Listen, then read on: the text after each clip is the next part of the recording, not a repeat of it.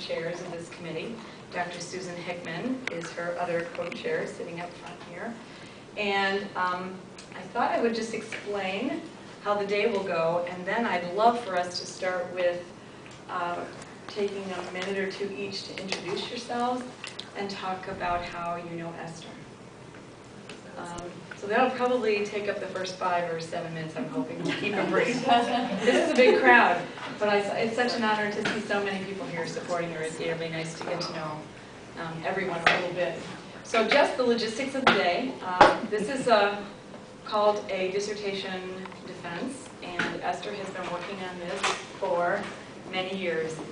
And she's worked incredibly hard. So her goal today is to share the results of her dissertation research with all of you. We have blocked 2 hours of time. The first hour is a public presentation that Esther will share her results of the study with you.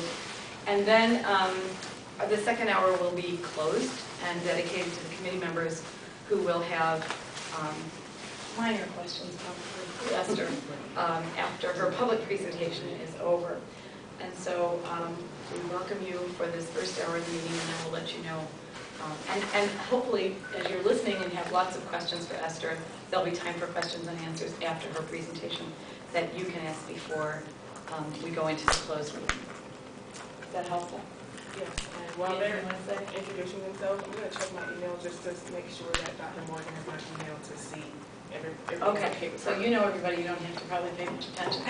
The rest of these will pay attention. And so if you don't mind, in a minute or so, please briefly state who you are and where you're from and how you know Esther.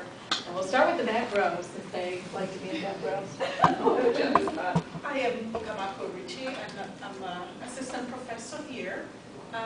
Esther and I, Sharon and I said we were the senior pre-docs when Esther joined T32, so I've known her in that capacity. I've just stayed friends with her. I have 2 guests with me. I'm Julie Kennedy. I'm a research coordinator for Dr. Ruche. I'm Joanna Jackson. I'm a PhD student in the School of Public Health, but I'm also a nurse. Wonderful. Thank you all for coming. I'm Michelle Washington. I'm one of the adjunct faculty here at IU Health. I have not had the privilege actually of meeting Esther, but I'm really excited. I've never actually been to this formal part of listening to the dissertation being given, but I will say I'm a guest of Dr. Crowder there. Wonderful. We hope you're inspired. Hi, I'm Heidi Seasting. I'm the program manager for the Eskenazi Health Palliative Care team. We help to provide some of the data to Esther. Wonderful. Thank you. And I'm Dr. Craig, sponsor at Eskenazi. Helping Esther supporting that dissertation work too. Thank you. So let's go up front. Can you introduce Yes, yourself? ma'am. My name is Chevelle Howell, and I know Esther because she's my sister. So you've known her a lot longer than we have. My name's Cheyenne Hall, and I'm Esther's niece. And my name is Jackie McGordon. I'm her aunt. I'm from Lakeland, Florida, and I'm also an adult family care home provider. Wonderful. I'm Cheryl Wolverton, and I met Esther in 2010, PhD student here. We were in a cohort starting together. So I hope to be at the same point she is by the end of the year. You will. Yeah. Wonderful. I'm Deb Sykes-Spears. I'm one of the faculty here at IU School of Nursing. I met Esther when she was a TA helping us with Kaplan testing, and then also I was able to share Esther's story or journey of being a BSN to PhD with some of the folks I work with at IU North. That's actually Felina Whitewash. She was an associate nurse that's actually going back for her master's. But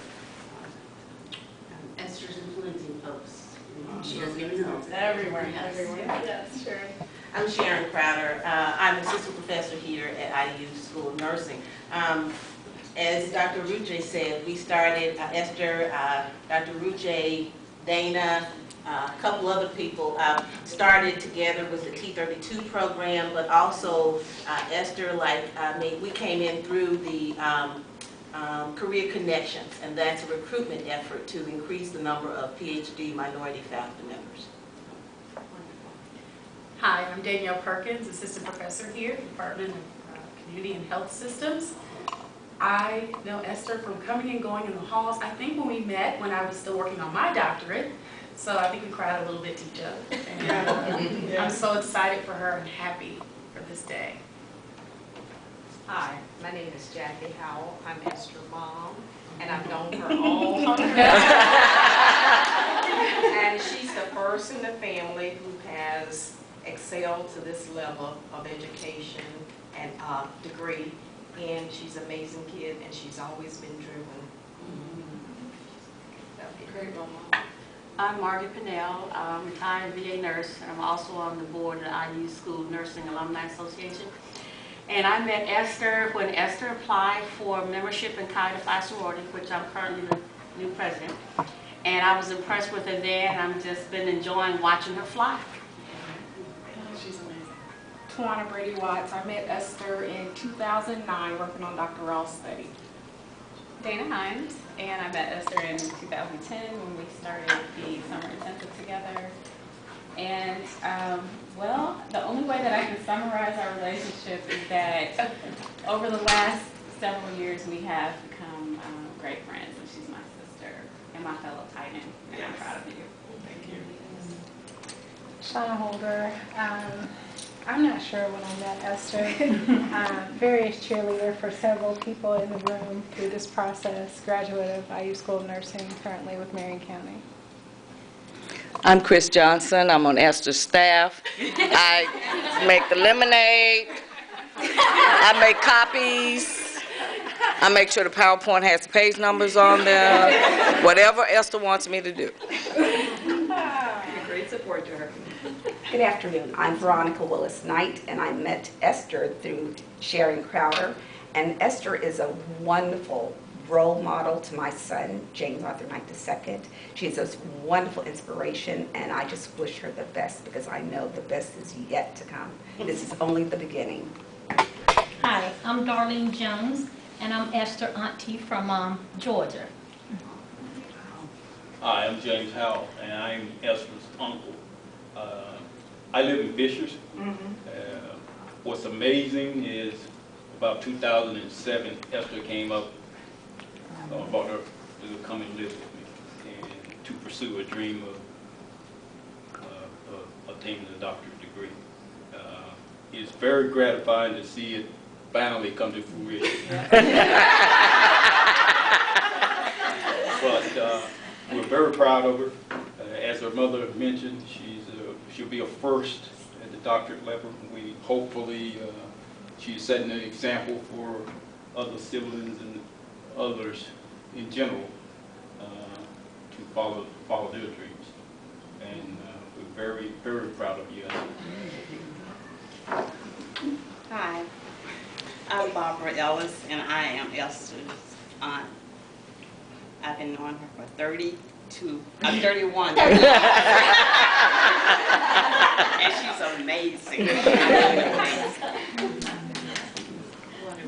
I'm Heidi Holtz, and I'm a doctoral student, and I met Esther my first year, and she's become a huge mentor for me the last year. She tells me everything I should do and shouldn't do, and she is a turtle. She's my turtle.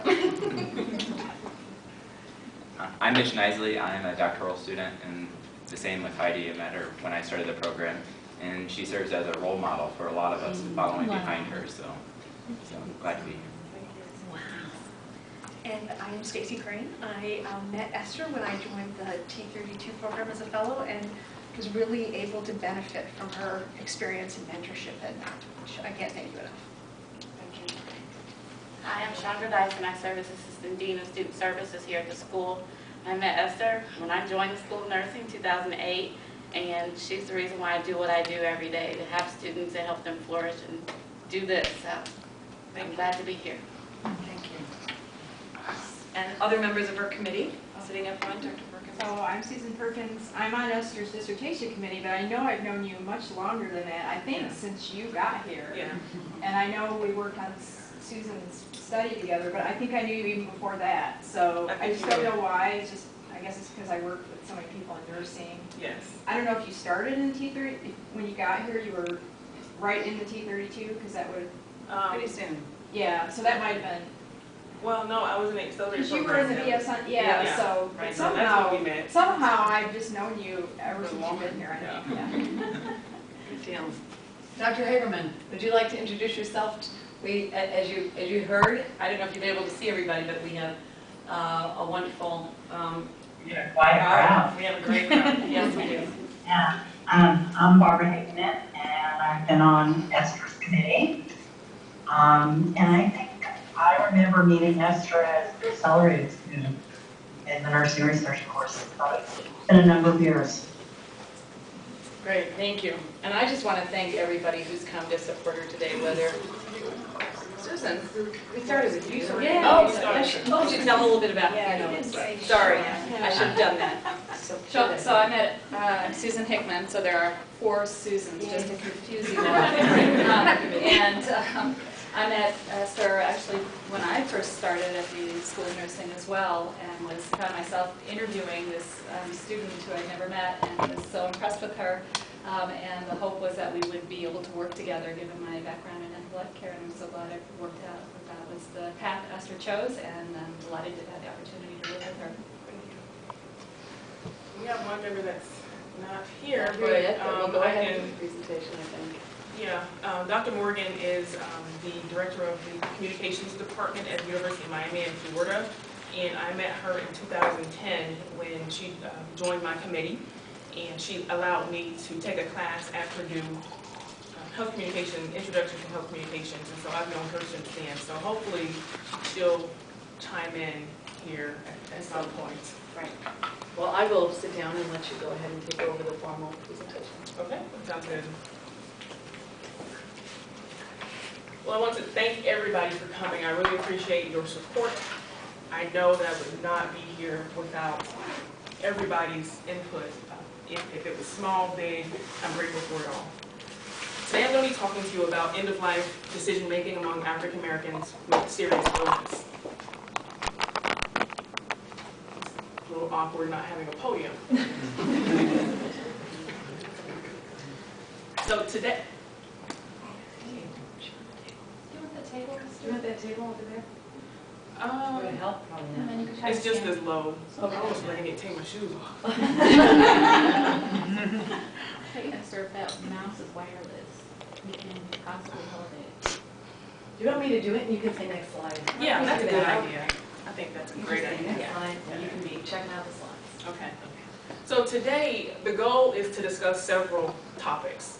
The background and significance of this study, why I did this study, the review of the literature that gives information about the problem, the significance of the problem, of why we did the study, the methods of the study, the major and secondary findings of the study, the discussion, conclusions, the limitations of the study, implications for future research, and then we'll end with acknowledgments. Next slide, please. Oops. Sorry. There we go. It's rolling instead of clicking. Okay. So serious illness among African Americans, like many illnesses in the African American community, African Americans suffer higher mortality rates for hypertension, heart disease, stroke, and many cancers, in fact most cancers. Medical technologies have allowed us to prolong the dying process actually by giving resources to keep people healthier longer. So when cure is not an option, when cure is not available, life-prolonging treatment is an option. Also, comfort-focused care is an option.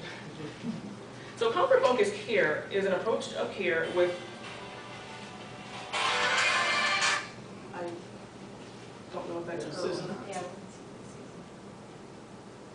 think I just ended the call. She'll call back. Here, let me take it on. Let's do this. I'll take the call. Okay, it's on vibrate, so if she calls back, answer. Comfort-focused care is an approach to care with the goal of easing patients' suffering and illness, with the goal of not prolonging life. It's offered to patients who have advanced serious illnesses, and they may or may not be enrolled in a hospice, but they have refused life-prolonging treatment. Comfort-focused care has several benefits, including actually prolonging life, decedents have better physical functioning at the end of life.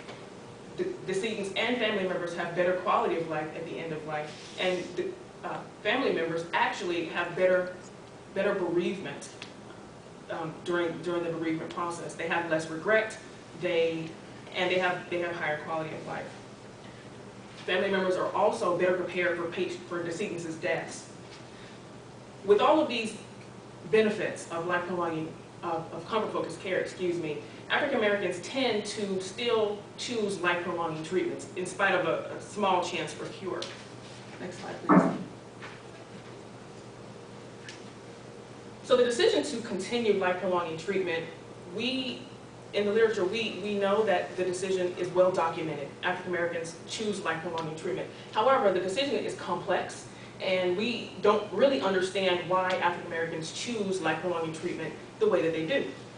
There are several factors influencing the decision for end-of-life care for African Americans, including their characteristics including their gender, their age, their knowledge of end-of-life care options, their cultural values, just to name a few, and their interactions with the healthcare team, including their relationship with healthcare providers and the communication that they have with healthcare providers. The communication is a critical portion of the end-of-life care decision-making process.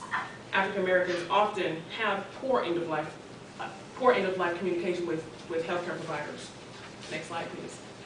So before we can intervene to improve end-of-life care for African Americans, we need to examine family members' perceptions of the factors that influence the end-of-life care decision-making for a relative who recently died with serious illness.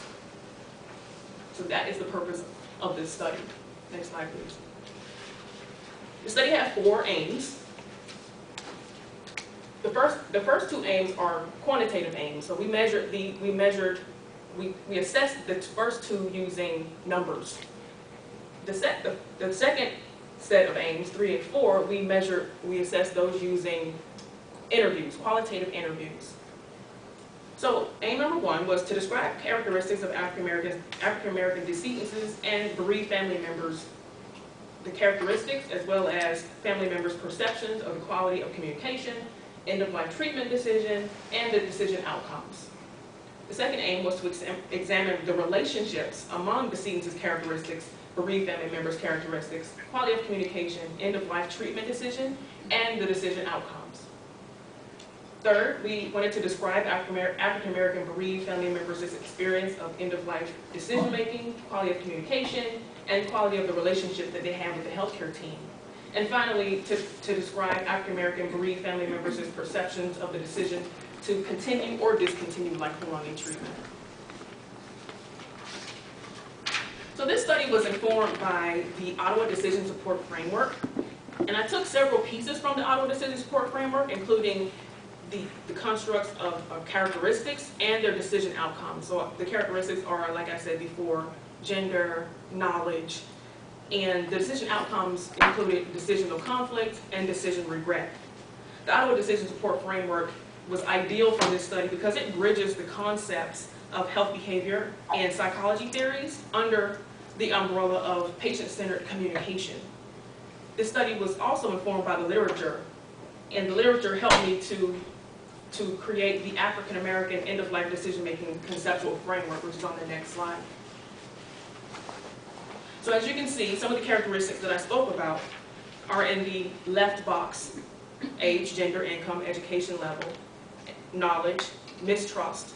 And then the mediators of the study included the interaction that family member had with the healthcare team, so their relationship and the communication that they had. And then on the right-hand side of the framework are the outcomes that we wanted to measure, including the actual decision, the end-of-life decision to continue or discontinue life prolonging treatment, as well as the outcomes of the decision. So whether they had regret after the decision, or if they had this conflict or uncertainty as they were making the decision. So I said, as I said before, several factors influence African American end-of-life decision-making according to the literature. Cultural values is said to influence African Americans. Culture is, for African Americans, two major cultural traits are important to decision making. The first trait is the struggle for survival, and the second trait is mistrust. Both of these traits are often based on discrimination and injustice that African Americans have faced in American history through slavery and thereafter. African American attitudes towards end-of-life care could be influenced by their experiences in the larger society. If there's mistrust in the larger society, for the larger society, then they may also mistrust in their end-of-life care. African American culture and religion, the second point there, are actually very, very closely linked because African American religion is a part of their culture. The roots of religion have been cultivated. I'm sorry, the roots of African American culture were cultivated in the African American church. And religion functions as a framework through which people find meaning to their life and the understanding of life's circumstances, such as death and making decisions in death. So some African Americans feel that God's will is a way to make decisions. Others feel that divine intervention is important to decision making, while others feel that death is more of a transition into another life. Transition out of a very hard life where they enter into the afterlife where there's peace and there's no injustice. There are no inequalities. So religion plays a large role in decision making. Mistrust is similar to what I was just saying about the injustices, because we all know about Tuskegee. We all know about other medical experiments that have taken place in the African American community, and that may influence their trust in the healthcare field. Limited knowledge about disease diagnosis, treatment options, and outcomes also is important to decision making. Often African Americans, among many other patients, and not just African Americans, have limited understanding of the disease process and the treatment options that are available due to, and I'll get to communication last, but due to lack of communication with healthcare providers, as well as limited knowledge about end-of-life care options. So limited knowledge as associated with communication is a huge source of uncertainty for African Americans. Again, the demographic characteristics are important. We know that women take better care of themselves than men do. We know that. Studies have shown. And so women also tend to have better communication skills. And so based on gender, based on age, older people experience more comorbidities than younger people. And with the baby boomer generation beginning to age, we know that there's going to be a huge influx of cancer diagnoses in the next 20 to 30 years. So age and other demographic variables are very important to decision making. And communication and relationships, we know that communication is the vehicle by which healthcare providers provide information for individuals to make decisions. And the communication and the way that the information is given to family members and patients really influences the relationships that are built with healthcare providers. Next slide, please. So now I want to talk a little bit about the methods of the study. This was a mixed method study, cross-sectional, and we had qualitative and quantitative descriptive methods. The sample was convenience. Criterion for the qualitative, I recruited 49 African American bereaved family members who were 2 to 6 months past the time that the patient or the decedent had passed away. The setting was Escalante Palliative Care Programs, their setting, and Eastern Star Church. Inclusion criteria. The decedent had to be at least 21 years old. They had to be identified as African American in the medical chart. They had to have died due to serious illness. They had to have received either comfort-focused care, such as hospice, or life-prolonging treatment, such as chemotherapy, for instance, if they had cancer. And they had to be deceased, again, 2 to 6 months. bereaved family members also had to be 21 years or older. They had to self-describe as African American and be of close affiliation with the decedent through blood, through marriage, and also sometimes through fictive kin. We know that African Americans may consider people to be relatives even if they are not blood relatives. They had to be somewhat or very involved in decision making for the decedent, and they also had to read and speak English. So I collaborated with Heidi to identify decedents in Eskenazi's palliative care program database.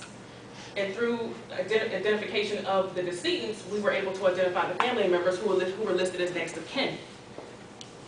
As far as recruiting from Eastern Star Church, I made a Saturday morning presentation to the Senior Saints Ministry, and I asked them to refer other people who were not at the meeting to call me or contact me otherwise so that I could talk to them. I mailed an introductory letter from the palliative care program director. I gave an information sheet, and I gave this brochure. And as you can see, if you can't see, I have a lot less hair now. And I think that although I'm very grateful for the doctoral process, I'm very happy that it's going to be done soon because I don't want to go bald. I think that this, showing my face on the brochure, was a way to introduce myself to the participants before I actually talked to them on the phone. And I think that me being an African American nurse gave somewhat trust. It was trust in me as an African American. And at the top, you can't read that, but I gave the story about my aunt, and I would give a little blurb about her, and my family members know the story at the end of the presentation during acknowledgments. Next slide, please. So I called these potential participants on the phone. I described the study. I answered any questions that they had, and I invited participation. I also determined their eligibility, and once they consented, I went ahead and collected data if they were available. If not, I waited till a time that was convenient for them. Next slide, please. So this study had 5 measures: a demographic survey that I created, also the beliefs and values scale, the decisional conflict scale, the decision regret scale, and the quality of communication scale, which is comprised of 2 subscales, the general communication subscale, as well as the end of life communication subscale. Now, some of you may know what these P numbers here mean, but for those of you who don't, these numbers represent how well the instruments worked with my study, with the people in my study. And a number that is 0.70 or higher means that it did a good job. So all the instruments in my study performed very well, I was happy to say. Qualitative data was collected via a semi-structured interview. The interview was based on information from the literature. Again, based on the conceptual framework that I showed you before, knowledge that patients, decedents, and family members had about treatment options, outcomes, end-of-life options, the religious and cultural values, medical mistrust, and their community